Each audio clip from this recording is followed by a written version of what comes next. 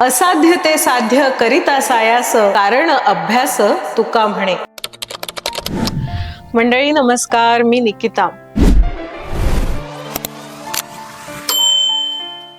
गेल्या 2 भागात मी तुम्हाला बाबा आमटे आणि दशरथ मांझी या अ कॉमन मॅन ते द कॉमन मॅन असा प्रवास केलेल्या सामान्यातल्या असामान्य माणसांची गोष्ट सांगितली.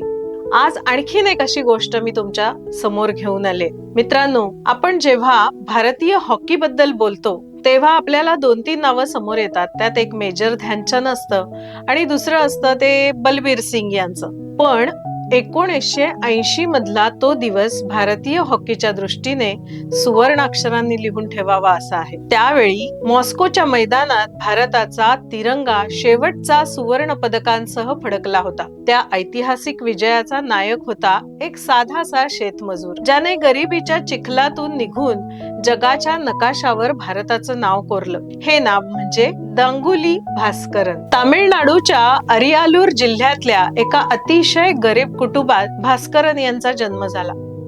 वडील शेतात मजुरी करायचे. घरात 2 वेळच्या जेवणाची भ्रांत, तर खेळ ही गोष्ट तर त्यांच्यासाठी स्वप्नवतच होती. पण भास्करन वेडे होते ते हॉकीसाठी. पैसे नसल्यामुळे त्यांच्याकडे ब्रँडेड हॉकी स्टिक नव्हती. मग त्यांनी काय केलं? झाडाच्या वाकड्या फांद्या छिलून स्वतःची हॉकी स्टिक त्यांनी तयार केली. अनवाणी पायानी काट्या कुट्यातनं ते तासन तास सराव करायचे. त्यांच्याकडे बूट नव्हते, पण त्यांच्या पायात एक विलक्षण वेग होता. या वेगाच्या जोरावरच त्यांनी रेल्वेत नोकरी मिळवली आणि भारतीय संघात आपलं स्थान निश्चित केलं. 1980 मॉस्को ऑलिम्पिक भारतीय हॉकीसाठी ही अस्तित्वाची लढाई होती. गेल्या काही वर्षांपासून भारताचं वर्चस्व कमी होत चाललं होतं. अशा वेळी संघ सोपवण्यात आला तो कॅप्टन कूल म्हणवल्या गेलेल्या भास्करन यांच्याकडे. अंतिम सामन्यात समोर होता बलाढ्य स्पेनचा संघ. सामना अतिशय चुरशीचा झाला.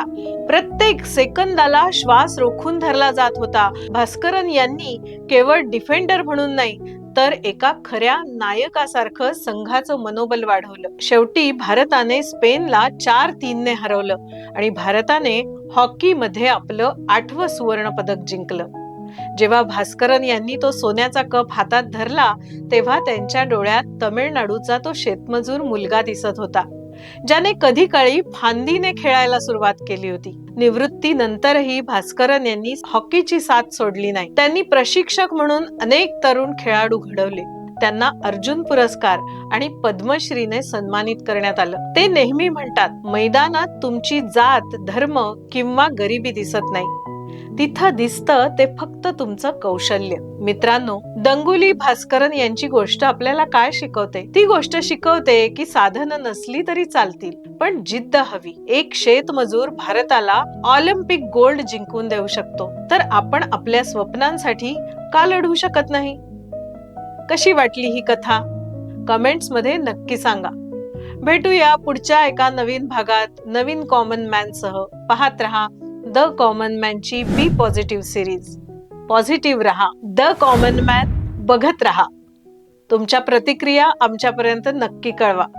तुमच्याही आजूबाजूला असे कोणी आहेत का दांगुली भास्करन सारखे गाव खेड्यात आपल्या खेळाची बीज रोवणारे? त्यांची नावं कमेंट मध्ये नक्की कळवा. आम्ही त्यांना आमच्या शो मधून प्रमोट करू. धन्यवाद.